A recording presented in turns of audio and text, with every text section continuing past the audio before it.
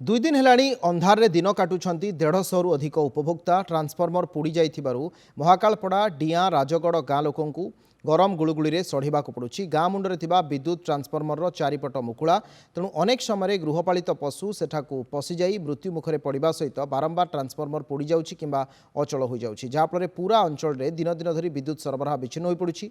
गतकाली ठारू डिया राजगढ़ गाँव में 150 रु अधिक उपभोक्ता अंधारे राति काटुथिले मध्य विद्युत विभाग कर्मचारी देखा नहीं। एने ग्रामवासी उत्त्यक्त होई अलाइलो महाकालपड़ा तारिणी छकरे रास्ता अवरोध करथिले। तुरंत ट्रांसफॉर्मर चारिपटे पाचेरी बुलाइबा सहित गाँ को विद्युत संजोग पाई दाबी करछंती ग्रामवासी।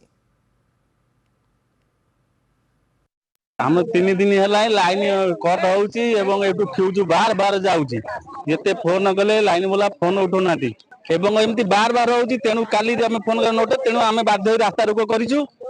भी इलेक्ट्रिक वाला आम ठीक हिसाब से सजाड़ सी सजाड़ू ना आम करदेबू पर तुम लाइन सी कहते तुम पर जागृत यही कहला जी भी शुणी जी फोन भी काली रात में फोन उठेली फोन कली फोन उठेले ये देखो तो इलेक्ट्रिक खुंटर अवस्था ये 2टा 3टा छेली मरले गाई मरले काली दिन 3टा बेलू पावर कट होती जेकी कहला तुम कौन करिया कथा कर आम पावर दबुन तापर एबे भी से जेकी फोन है कौन ये नंबर रंग नंबर तुम फोन करना फोन काटी दउछ। आम रास्ता रोक कर कलेक्टर आसतु कि विधायक आसतु जी भी आसतु एटार आगे संपूर्ण मरामती हम तापर जाए रास्ता रोक हटिब।